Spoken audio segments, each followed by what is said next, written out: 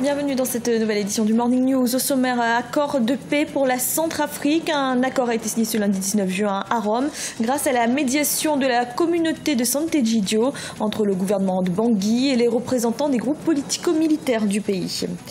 Le Gabon prévoit une hausse de ses recettes pétrolières en 2017, une croissance de 9% qui résulte du bon comportement des cours du baril du pétrole qui au premier trimestre ont tourné autour de $52. Et le sport pour favoriser l'unité des réfugiés burundais résidant en Europe se retrouve lors de tournois de basketball, une compétition mais surtout un grand moment de convivialité.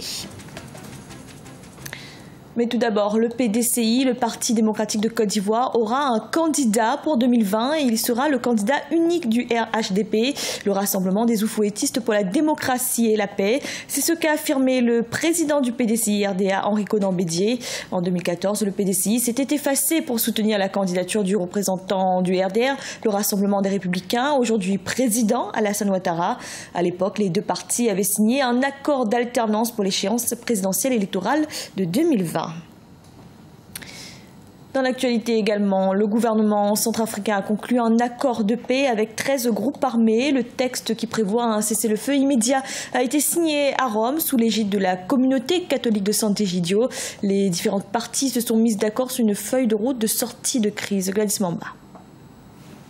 Espoir de paix historique pour la Centrafrique. Un accord de cessez-le-feu immédiat entre le gouvernement et les représentants d'une dizaine de groupes politico-militaires a été signé le 19 juin. Une entente conclue à Rome sous l'égide de la communauté catholique de Sant'Egidio qui œuvre depuis des années pour la réconciliation du pays. Nous nous engageons sur le plan politique à la mise en place immédiate de la part des groupes politico-militaires d'un cessez-le-feu sur toute l'étendue du territoire national, sous le contrôle de la communauté internationale comme étape fondamentale sur le chemin de la paix définitive. Les discussions qui avaient débuté en novembre 2016 ont abouti à une véritable feuille de route pour sortir la Centrafrique de la crise qu'elle traverse depuis des années. Dans ce document de 16 pages, les signataires s'engagent notamment à rétablir la libre circulation des biens et des personnes, ainsi qu'à restaurer l'autorité de l'État. Les groupes armés s'engagent au désarmement sans aucun calendrier précis. Historiquement, plusieurs accords ont été signés à l'effet d'apporter la paix en République centrafricaine.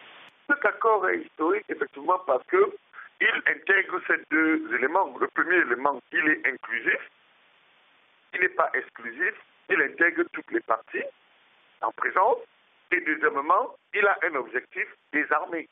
Je crois que ce sont les deux objectifs qui font de cet accord aujourd'hui, qui font qu'on dise que cet accord aujourd'hui est un accord historique. La crise centrafricaine aurait causé le déplacement de près de 20% de la population. En mai 2017, Médecins sans frontières recensait plus de 425 000 personnes déplacées en Centrafrique, un chiffre auquel il faut rajouter les plus de 480 000 Centrafricains partis se réfugier dans les pays limitrophes.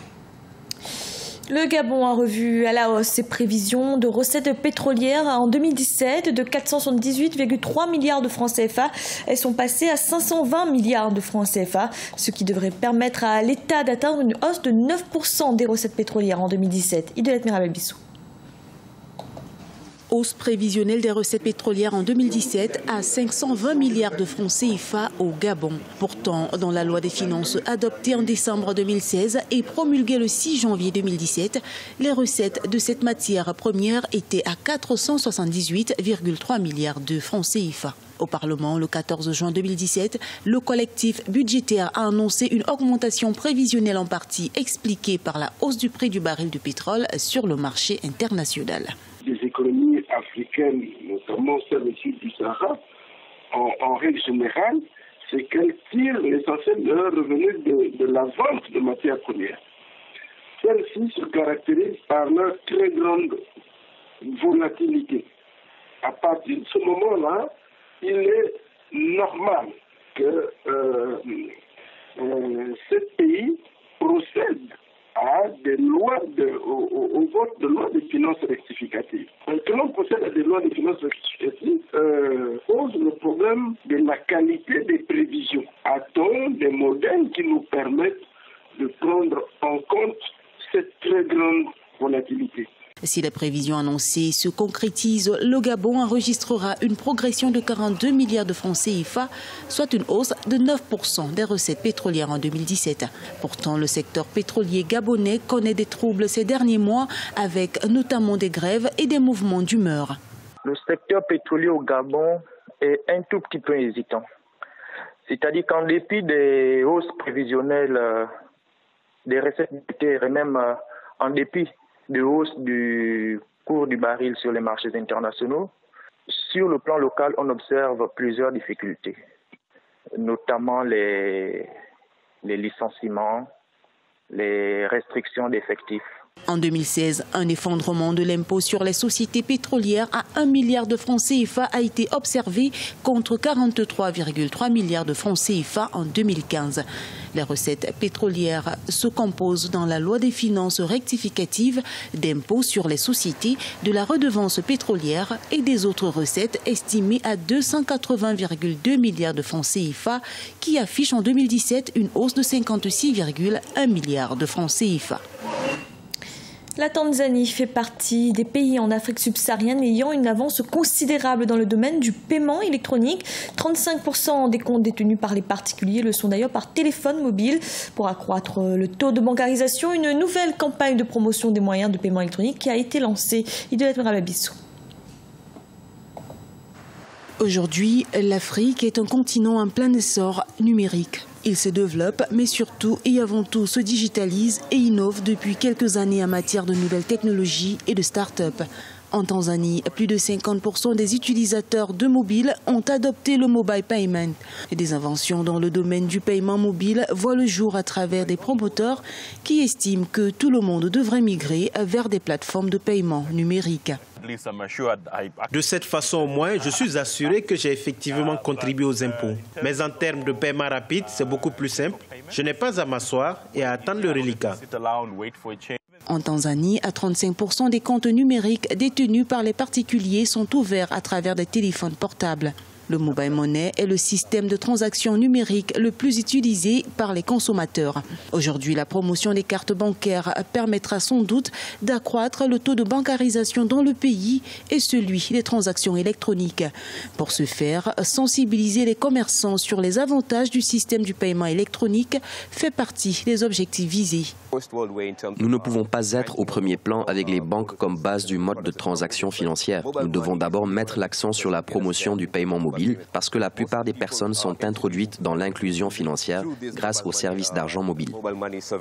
Cela fait 10 ans que l'Afrique a amorcé sa révolution numérique. Sur la dernière décennie, le continent a acquis une croissance moyenne allant jusqu'à 5% avec l'émergence d'une classe moyenne se comptant en centaines de millions de personnes. Dans ce cadre, l'Afrique représente à l'heure actuelle un immense potentiel de croissance digitale. Dans la majorité des pays du continent, ce domaine technologique est défini par les gouvernants comme une priorité et une opportunité à saisir. Les réfugiés burundais sont près de 400 000 en Europe et pour se retrouver, une bonne occasion reste le sport et notamment lors de tournois de basket, l'occasion pour ceux qui ont fui la crise politique dans leur pays de favoriser l'unité et de dépasser les clivages. Siamo Victoria Sedji. Dans l'optique de favoriser l'unité et la paix, les réfugiés burundais résidant en Europe mettent en avant la pratique sportive, notamment le basketball. Ils font partie des quelques 410 000 réfugiés burundais ayant fui la crise sociopolitique de 2015. Depuis 2 années, ils sont des centaines à se rencontrer lors de tournois organisés par le club de réfugiés burundais Intwari Ishakadan. Ce déplacement était de rencontrer d'autres Burundais qui vivent ailleurs, de pouvoir échanger, de passer un bon moment ensemble, partager les repas traditionnels, partager la musique traditionnelle. C'est à Paris, en France, que le club a été créé. Plusieurs tournois de basketball réunissant des centaines de réfugiés burundais sont organisés en dehors du circuit professionnel. La dernière compétition a opposé sur le terrain l'équipe des réfugiés de la France à ceux de la Suède. Une compétition très appréciée qui a vu la participation d'un politique burundais à l'image de Frédéric Bamvugi Yumbira, ancien vice-président du pays.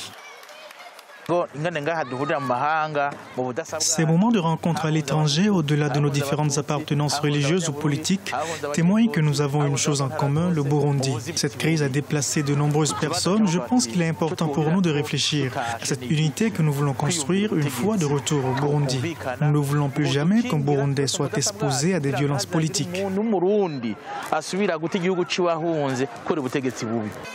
Ces tournois ont gagné en notoriété, offrant parfois aux équipes des voyages d'entraînement. Pour ces Burundais qui rêvent de pouvoir rentrer chez eux, ce club sportif est devenu une maison. Ce journal a été réalisé par l'ensemble de la rédaction. Merci de l'avoir suivi. Retrouvez dans un instant une nouvelle édition de l'information.